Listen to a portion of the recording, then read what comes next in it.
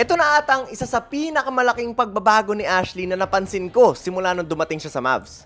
Pero pag nadulas, kunin mo ulit. Ito ang pinakamalaking pagbabago sa approach niya sa ensayo. Kanina pa kasi sinasabi, kailangan sigawan ka muna eh.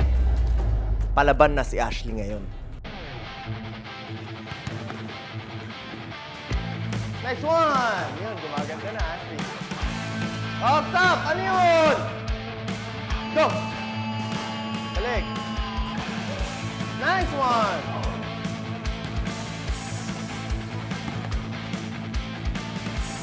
Go!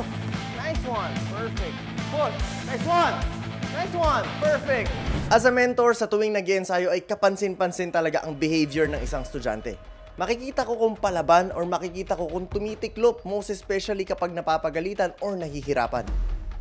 Dito ay hindi galing ang pinag-uusapan. At yun ang napansin ko itong mga huling ensayo namin ni Ashley. So guys, no mga unang ensayo namin, ewan ko kung napansin nyo, pero kapag napapagod si Ashley or kapag napapagalitan ko ay medyo paatras, yumuyo ko, or kitang-kita mo talaga sa mukha niya na pagod siya, which is a sign of weakness. Na syempre pagdating sa basketball, pwedeng i-take advantage ng kalaban pag nakikita na nasasaktan ka. Though hindi ko sinasabi na huwag ka mapagod, hindi ko sinasabi na huwag ka masaktan, pero the more na ipakita mo na napapagod ka or nasasaktan ka, it shows weakness. And that's part of the mentality ng mga players na gusto natin ma-improve. Yun yung mga first parts ng training namin. Pero nag-iba yun as days go by, as weeks go by. At yun ang napansin ko. Dahil itong mga huling training namin, pag sinisigawan ko siya, pag napagalitan ko siya, talagang mata sa mata, tinititigan niya ako. Ang problema, ayaw mo makinig kaagad. Kung kanino mo pag ginawa, nakinig ka kaagad, hindi ka tatagal na ganyan. Hindi siya yumuyuko. At ramdam kong palaban talaga siya sa ensayo. Ramdam ko na kahit anong ibigay kong klaseng ensayo ay hindi niya aatrasan.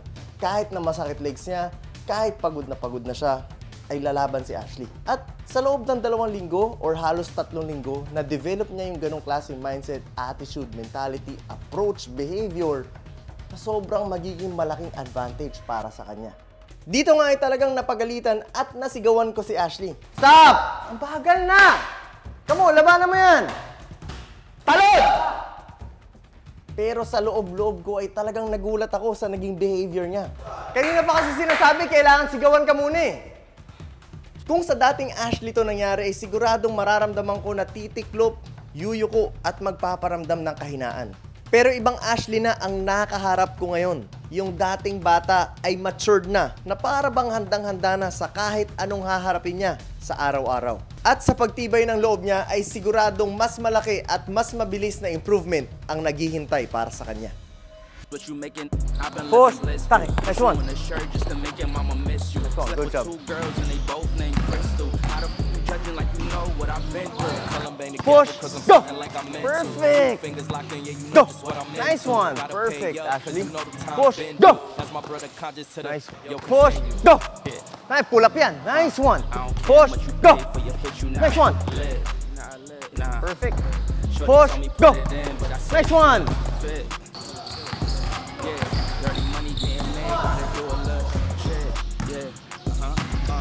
I sold this forever, they just marry won't quit.